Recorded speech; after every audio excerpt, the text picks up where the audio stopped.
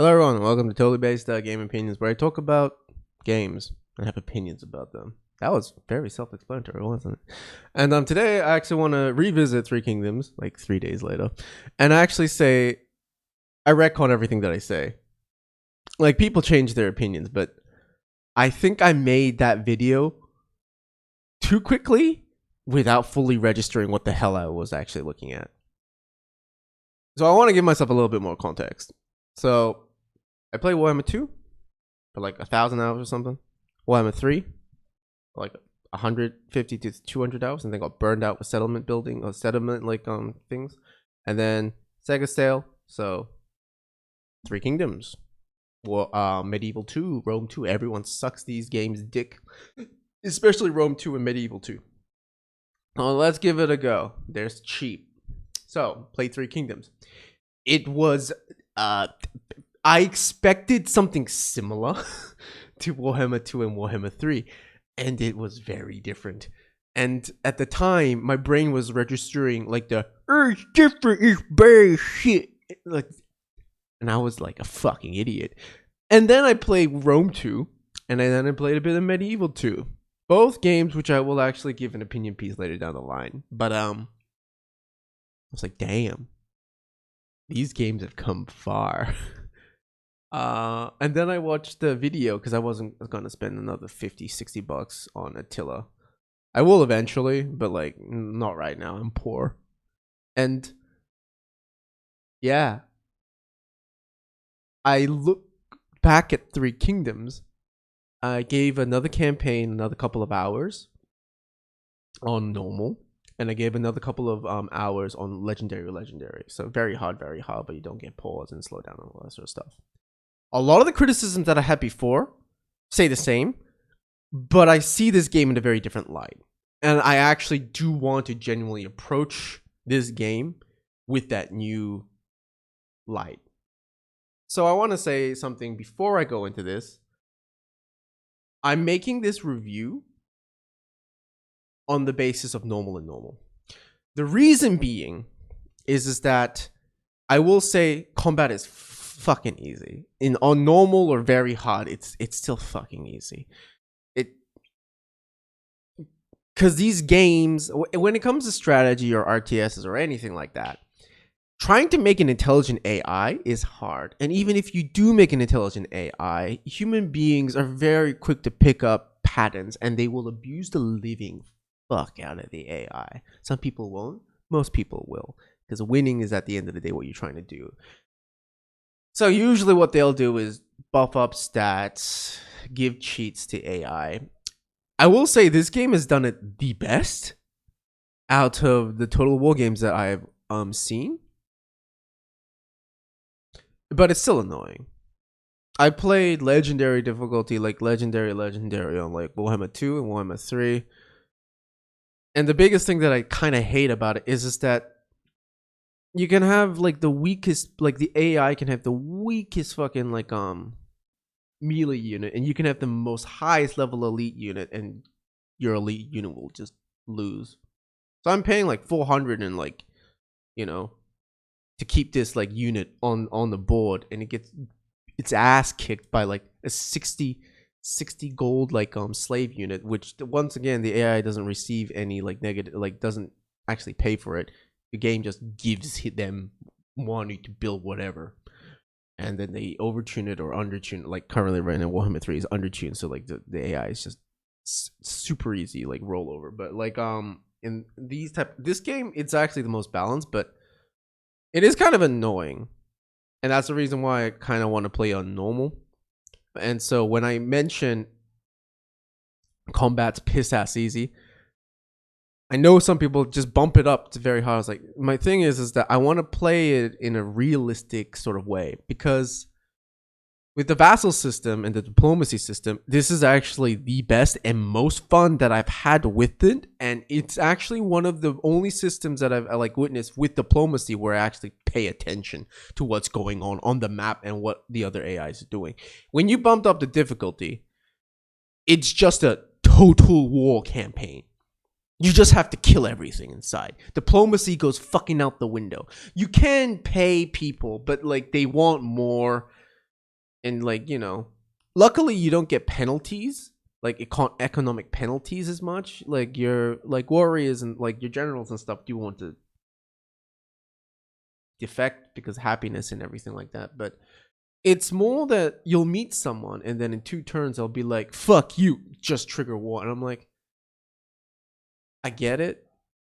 It is more difficult because now like you're basically surrounded by enemies on all fronts. But like, I kind of want to play Three Kingdoms the way that I see Three Kingdoms, where these bigger than life characters are like fighting for like control and by control China, and they're basically paying people in different like sort of directions and creating a coalition and then fighting, and then you're like, oh shit, I'm getting fucked. So you go into under vassal and like, hey lord, can I go over and kill that dude? And they're like, yeah sure. And then you just blitzkrieg throughout like a section of China, and then they're like, you're getting a bit too strong. It's like, do you have a problem with that? I was like, I think I do. I was like, okay, war. Like, that's fun. But like when every single interaction is no.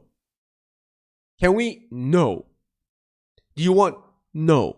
Can we just be at peace? Give me all your money, 5 of your products. And it's like, when you go bump up on higher difficulty, it just makes diplomacy anything else like completely fucking redundant. And combat in itself, like, immediately just becomes useless.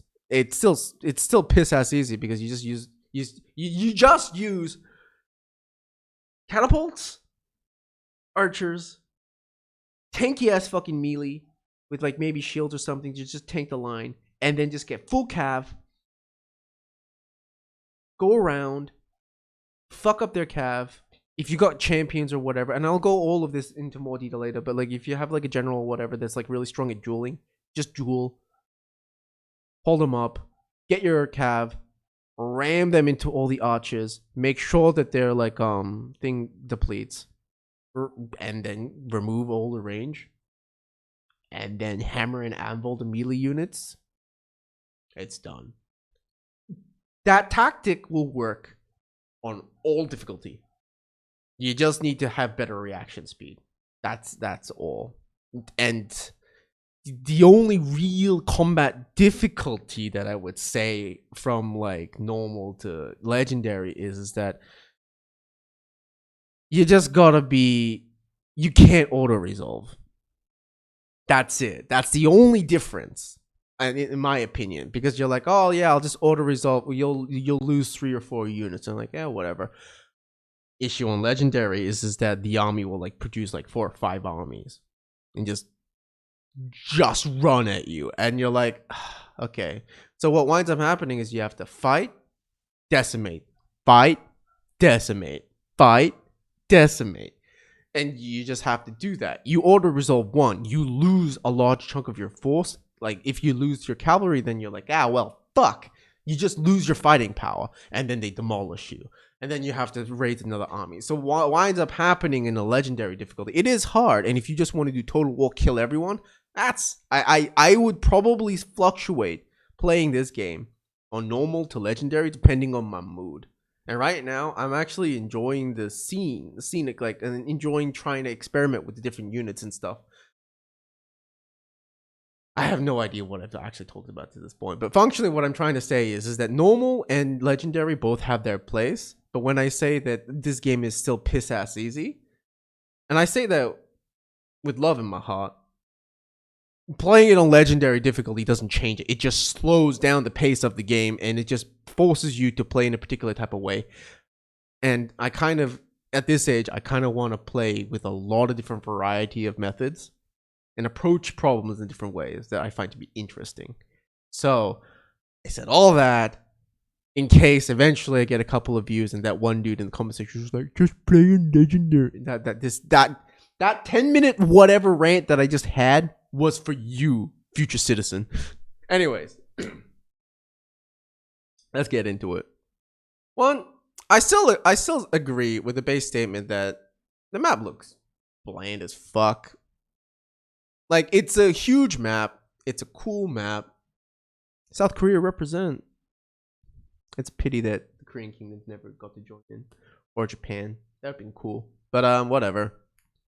CA decided not to do it.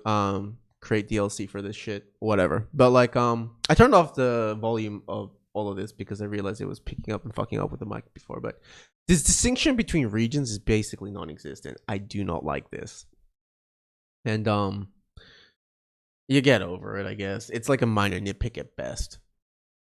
In terms of combat, once again, the combat is piss ass easy, but it's actually a lot more in-depth and interesting than Warhammer 2 and 3. Because, like, I know this is comparing it, but in Warhammer 2 and 3, what winds up always happening is melee sucks, and if you do use it, then you use the same hammer and anvil, but cavalry sucks so bad that it's just melee and range. And if you use cavalry, your cav just dies after accomplishing fuck all, and your range units will just do the damage, right? So yeah, like when I was playing this game, I was like steamrolling everything because I was playing on normal, and then on legendary it was the same thing. It's just steamroll. But I realized that the units actually and how you can utilize them, there's a lot more variety, and once you started realizing what you can kind of do with stuff, it became really fun, and I really, really enjoyed it. And to show,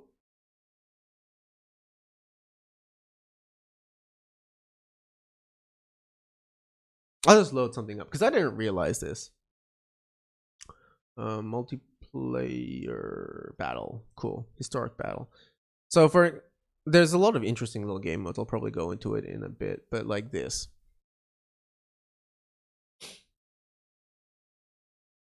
Sorry for the load. This is why technically I could like do editing and stuff and make this way more of a streamlined experience, but that requires time and effort and editing that I don't want to do.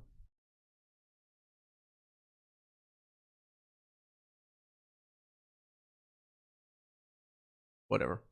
Cool. So something that I noticed quickly, I played this on small unit scale. I do not know why the game basically put that on default. I was like, what the fuck is with this shit? I didn't question it, which was my problem. But later on, certain generals can actually give your units different type of buffs, which is actually not a concept that I was considering. Because like in Warhammer 2 and 3, you just give stat buffs. But this actually changes how a regular unit will actually react. And I was like, oh, wait. So I don't have to get the fire arrow dudes to get fire arrows? Like just regular ass archers can actually get fire arrows if I have the right general? Wait. Charge or like fatigue and stuff like that can be negated if I get the right general? I was like, okay. That's interesting. And I want to show this because you can give them poison and you can give them fire. And once they come into range, like, look at this. This is cool. That's pretty cool. It doesn't fucking do much. Realistically, not really. Like, does morale damage. And then poison shot does a lot of like interesting things and slowing stuff down. But the thing is that it has that. And I didn't realize this, but like these arrows and the flames can actually make trees and shit catch on fire. So what you can do is you can have like if there's a forest and they're walking through the forest, you can have your line of infantry outside of the range of the forest, and your archers just firing like flame arrows into the forest, and it lights on fire, and they're like getting fucked. And then by the time they hit your like infantry line, like that's actual tactics. That's really fucking cool if you ask me. And the more I played and I took it less seriously, like he's probably going to die. But these fights are actually entertaining to watch. So what I wind up happening is like I don't really care what's happening on the battle. I just wind up like occasionally just watching these dudes like duke it out, and just I don't know what abilities he has, but just like just watching them fight. It's kind of cool. Some people are like, hey, I want to play on real mode where like instead of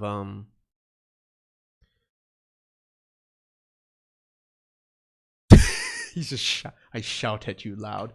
But they were playing on real mode where instead of like just a general, you get like a strong battalion of like cavalry charge. Well, what I wound up happening on legendary difficulty is like half the time the general just gets sniped, and then your general's just dead or wounded for a couple of turns or whatever. And they don't really have abilities from what I noticed, so it's like very real, but it's kind of boring. I will say generals are still fucking overpowered as shit in this game, but they're kind of fun. There is a genuine fun having like a group of actually I will go into that in a bit when I actually go back onto like the main like map thing, because a lot of the like once again, a lot of the things that I said in my previous video, I agree with the sentiment of what I was saying, but I actually think that this take was really shit. It wasn't a hot take, it was a shit take. By the way, there's a thing called dynasty mode. You just get like 3 random fucking characters, you shove them in, and then you just fight boards. It's like Dynasty Warriors, but RTS. Would I ever play it like properly? Maybe once or twice, but it's cool that it's in there. I'm just saying, like they get like actual Dynasty Warrior things where like a ring of fire comes around them, or they like shoot fucking, I don't know what the word is. Like in Korean we call them jangpung, which just like shoot fucking air out of their fucking like hands with their ki, and then old soldiers like whoa. It has that. It's kind of cool. It's kind of fun. But yeah. Which one was I playing? Let's go with this. But yeah, just give me a second. I'm trying to think, because yeah, like for anyone that ever does wind up watching this past this point, yeah, I left the first video because I did agree with that sentiment at that point. But once again, I want to state that I was just overloaded and I'm very tired of trying to figure out how to play this game the most optimally. And then I was like, this game isn't hard, but it's got a lot of things that you can like approach the campaign in unique and fun ways. And I'm like, oh, I was just thinking about this game in the wrong way. So I switched my mentality and tried to see what this game was actually offering. And I wound up that this experience is actually way more fun than I originally thought. I just wasn't appreciating what was on camera. Once again, you go in, and I'll talk about the characters because the characters are a huge part, right? Like, it own retinue basically means their army. So each army can have up to 3 generals, and each general has up to 6 troops, right? And the general will buff his own retinue, which is his troops, in a unique sort of way. Not always apparent. No, you don't always have to match the color, by the way, because usually, like I can talk about a bit of strategy later down the line, but I'm not gonna lie, this stuff, expertise, resolve, cunning, like instinct, this is pretty much fucking redundant. Like if you really want to min-max stuff, it's good. It really doesn't matter. What actually matters is like these things, like on the battlefield, there's skills that they can do, like abilities, Earth and Rampart with charge resistance, which is great when you're charging into enemy cav, and then you just do this, and then your other cav units get that like resistance too, and you can. It's a noticeable difference. This where speed, increased cooldown, so things just can't run away as much. Binding Fury, yep, splash damage, and watching this guy go in like a horde of fucking like units, like melee units, especially when you do the hammer and anvil. It's fun watching a dude just go like this, and all the guys go whoa. It's fun. It genuinely is fun. Red generals are really good with cav. Yep, see, they give you bonus charge, Niamba's mighty knockback, so they can do the thing where they charge in the like enemy infantry, and you just watch them fly, and it's actually really fun when you look out for that type of stuff. Charge bonuses that are really good. Fatigue resistance is amazing because in this game, units start slowing down or become less efficient when they get fatigued, but this basically means that they don't fatigue. So cavalry with this trait means that you are fighting at full capacity continuously. It's ridiculously powerful. And like that's the reason why like this game, like I like once again, Warhammer 2 and 3 Cav sucks so much for especially the cost. And they're like, oh yeah, it's because Cav was overpowered. Bitch, fucking monsters or like rattling guns and whatever are fucking overpowered. You didn't nerf that shit. And like just give Cav some fun. Like give players more options to have fun. Like this game made me realize like Hammer and Anvil, that style of combat is actually fun. I just Warhammer 2 and 3 fucking sucks at making it interesting or fun because the units that are supposed to be the greatest knights in the land, they suck so bad that they lose to slave units. You're like, you know what, fuck this shit. Like, and that's a problem that CA decided to do, and I don't know why they continue to do so. But yeah, let's go on to kind of what I mean. Like red units to have Cav, and green units basically are good with spearmen. Yellow units, they can do whatever, really. Whatever like the army is missing.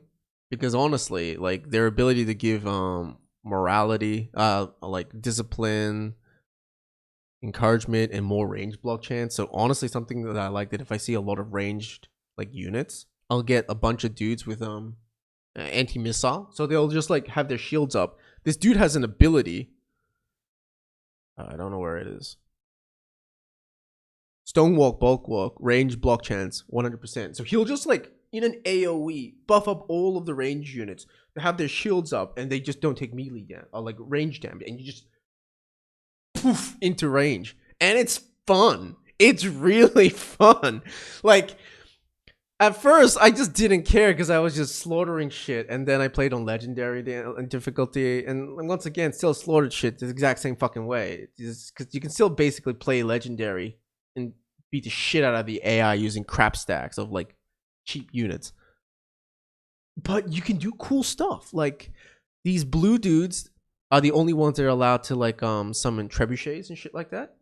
And then eventually, you can have this ability that you can light shit on fire and increase range and all that sort of stuff. Yeah, fire arrows. So yeah, like you were fighting this, and then eventually this guy gets like these skills, and you just watch a rain of fire arrows, like and you're scrolling down because I like it's pretty. The game's pretty chill, so I'm just watching the fire arrows come in, the trebuchets with their like flamed things. Like launching, and I can switch it on the fly. Like combat has a lot of flavor. There's a lot of cool ways that you can approach it. If you want to create a army of like just melee buff dudes with like generals that are just kind of supporting, you can do that. Like you can actually approach the combat in more ways than just range superiority. Cav is good, melee is good as long as you don't play on legendary. And artillery and then range is interesting. Like I honestly started experimenting with different army types, and I was having fun with them. That's kind of why I kind of wanted to state that this isn't a shit on the game fucking easy piece. It's more the game's easy because games in general are easy, but by God, they made combat very entertaining and fun. And first, like everyone's like, "Oh yeah, Three Kingdoms combat sucks." I'm like, I think they just didn't truly understand. Like me, when I first like played it, I don't know what's going on, and it's a lot very confusing because I'm used to a certain like way of playing. But once I actually gave a proper like look at the combat, this game's fun as fuck. Like making like the different type of armies, and then even splitting these armies into three. So like, let's say a rebellion is happening in a different region, and you're like, fuck, I just need, you split off your cav or like your melee units or whatever from this, and then you just send them. Deal with it, and while the main army is still fighting. Like, there's a lot of tactical like ingenuity that you can do. I will say something that is a little borderline cheesy that you can definitely do is just have like armies full of just generals, and no units. And if they're all charge bonus like things and they all boost each other up, you just basically have a 3-man doom stack that can go in and absolutely slaughter fucking shit. And it's pretty busted. I don't use it because I feel like it's not as cool, which is dumb when you really think of that. I can basically charge one general unit into like whatever and just kill everything. It's like, what's the difference between just having 3 generals and no army? Like, I don't know. That's where I draw the line. Fucking whatever. But yeah, combat's actually really like if I purposely played in the most efficient style with the most cheapest units with the same tactic, and it was boring. But once I decided to like switch it up and experiment with the different things, because in the like Total Warhammer 2 and 3, you get punished for doing that. You just die. You need an army that is suitable to basically handle every problem. And if you can't, then you're fucking dead. A unique situation that winds up happening is because every one of these like factions basically have the same units. Some have unique units. They all function the same way functionally, right? And there's a little bit of variance, and that gives a bit of flavor, but they all do. So because of that, it's like chess, where you can utilize your units in unique sort of ways that I never had the opportunity to do so in Warhammer 2 or 3, because I would just get punished. But because, like, you know, I can just do that, and it's pretty cool. By this stage, I know I'm rambling. I'm like, should I remake this video? I'm like, you know what? Fuck it. I want to go on with my day. So I just want to gush on the combat, that it's actually really good. It's really good, and it's fun. Like switching out a couple of units here and there, and depending on a new general that you get, you're like, oh, what does he have? And then you're like kind of looking, like, usually strategists and all that sort of stuff, they don't deviate too much. But occasionally you'll get like a dude that like does something slightly differently or has a slightly different skill and all that, and you're like, okay, you know what? I might be able to experiment a little bit with that. And even if you don't want to, you still have the option to do so. That's pretty fucking awesome. Another thing about combat that I didn't really realize until like, because I was defending my like provinces so well that it just didn't come up. You see this? Well, you can't actually see it right now, but in this city, this administrator, so administrators basically buff up the commerce or what, like the money, or do they rule a region, and they give buffs and stuff like that, or debuffs if they do have any, to this region. But what I didn't realize is that in the main capital of a city, the administrator has an army in it. So regardless of whether or not these territories are defended, this main city will have this general with whatever army that you give him protecting it. I actually haven't tested right now whether or not you can recruit.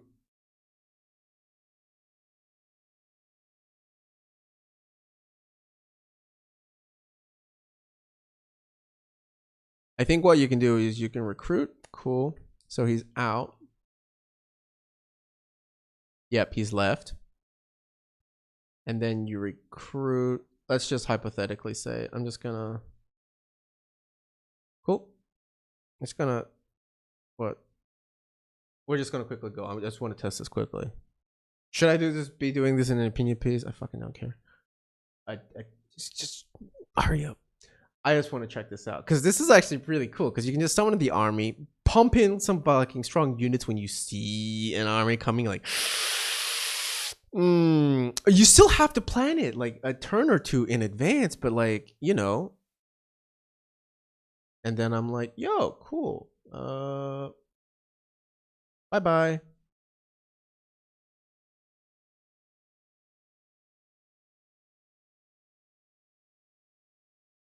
Was it this place? It was. Does it take a while? Yeah.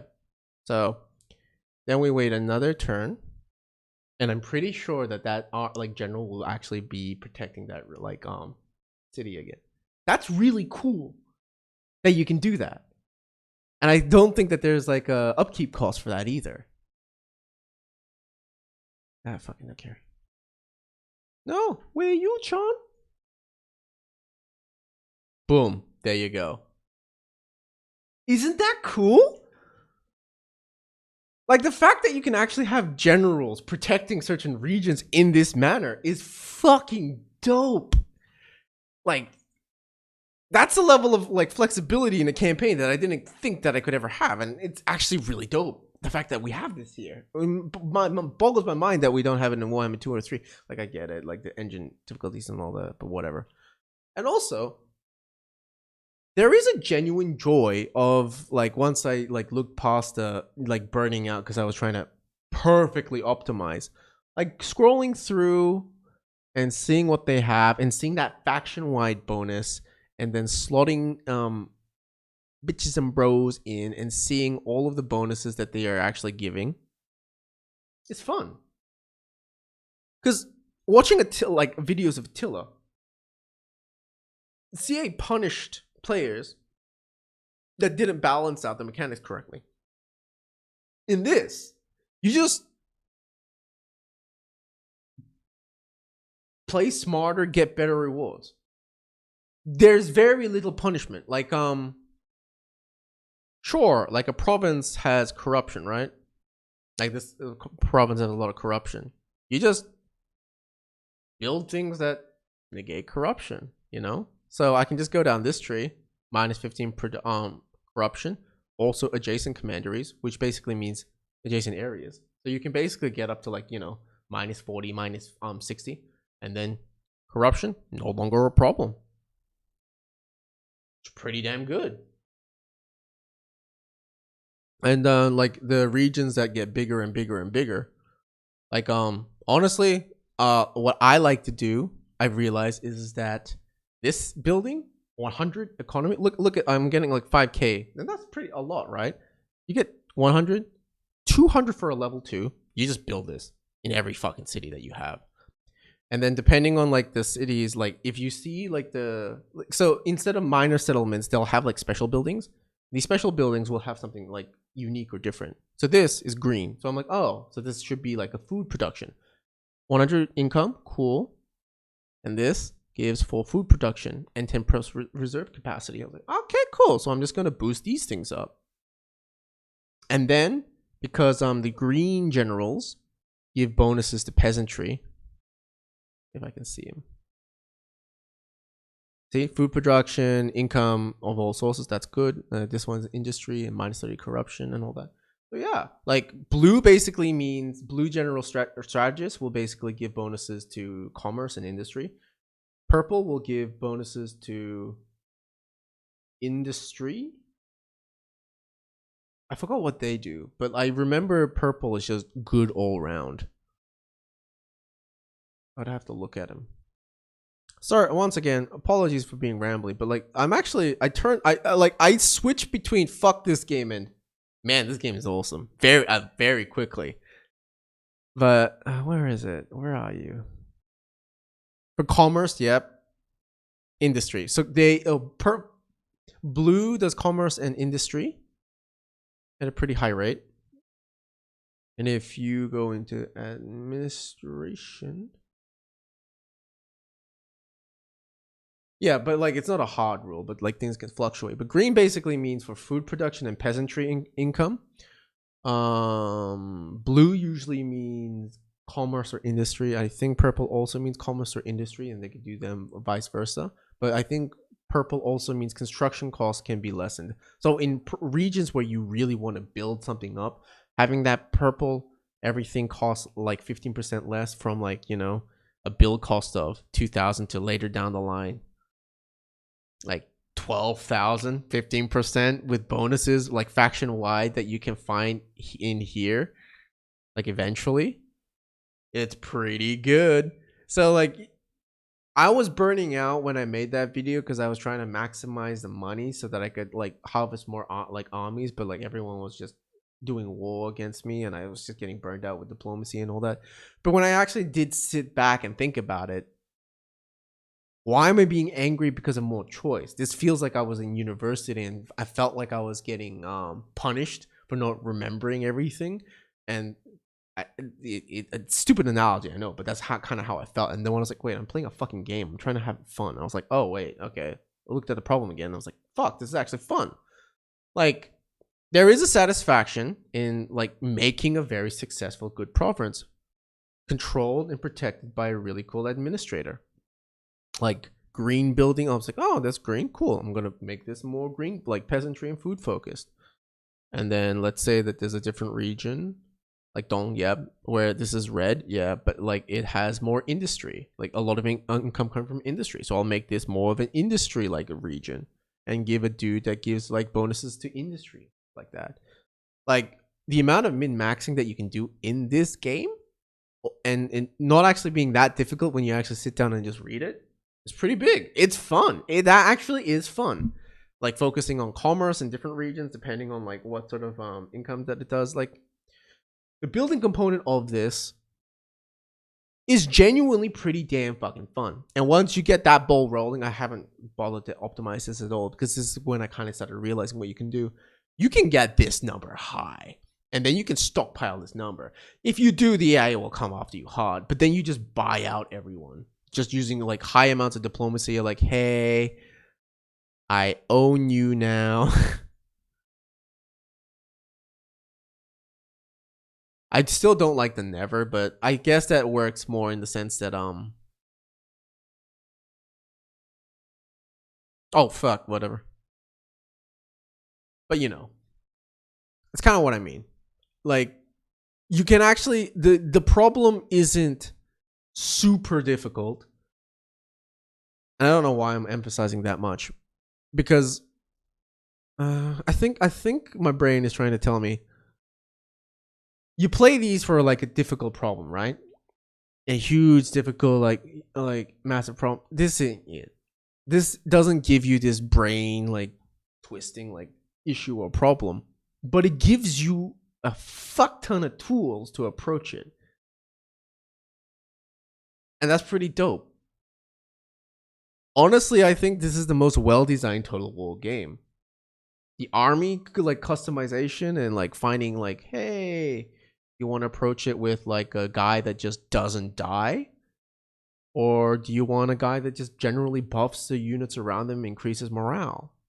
You want a guy that like really increases like range, like unit buffs? Like when you think about it, in Total War like 2 or 3, the one general type is superior. The ones with magic, everything else sucks ass, and then your general is just fucking useless, right?